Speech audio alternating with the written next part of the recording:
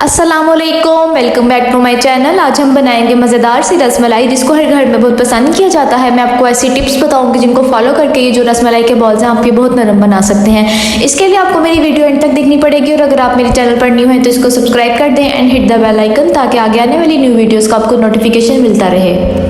चलें अब रेसिपी की तरफ मूव करते हैं। मज़ेदार सी रसमलाई बनाने के लिए मेरे पास ये 2 किलो दूध था। इसको हम इतना कुक करेंगे कि ये थिक हो जाए और हाफ क्वांटिटी में रह जाए। जैसे ये 2 किलो दूध है, इसको हम इतना पकाएंगे कि ये 1 किलो रह जाए। अब हम इसको पकने के लिए रख देंगे और इसके बॉयल्स आने तक का वेट करेंगे। दूध को बॉयल्स आना शुरू हो गए हैं। अब हम अपनी डो प्रिपेयर कर लेते हैं।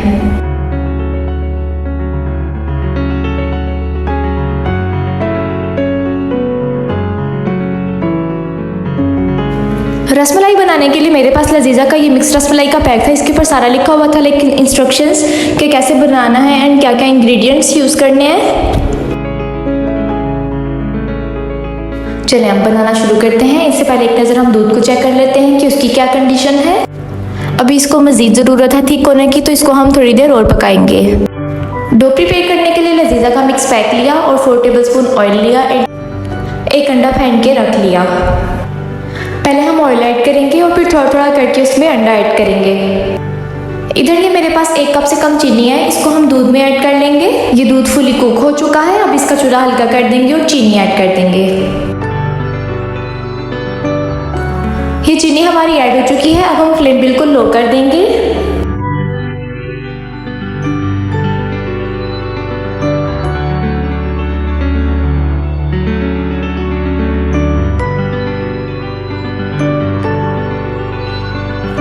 ये डो हमारी रेडी हो चुकी है। इसमें 4 टेबलस्पून ऑयल गया एंड सारा अंडा इसमें ऐड हुआ था, बस 1 टेबलस्पून बचा है।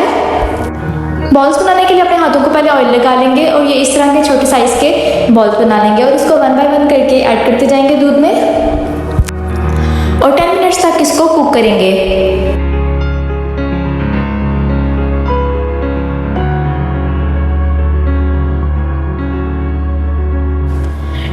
इसको हाई फ्लेम पे कुक करने के बाद इसको बंद कर देंगे और टेम्परेचर थोड़ा नॉर्मल होने के बाद इसकी हम लोग गार्निशिंग कर देंगे। गार्निशिंग के लिए 10-12 बादाम थोड़ा सा पिस्ता लेके उसको ग्राइंड कर लेंगे।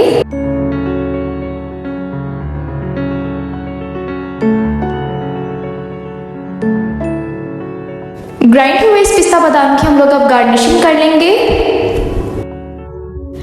ये हमारी रसमलाई रेडी है। अब हम इसको फ्रिज में ठंडा होने के लिए रख देंगे। Now it's ready to serve. अगर आपको मेरी वीडियो अच्छी लगी हो तो इसको लाइक कर दें and thanks for watching. Next video तक के लिए अल्लाह हाफिज़।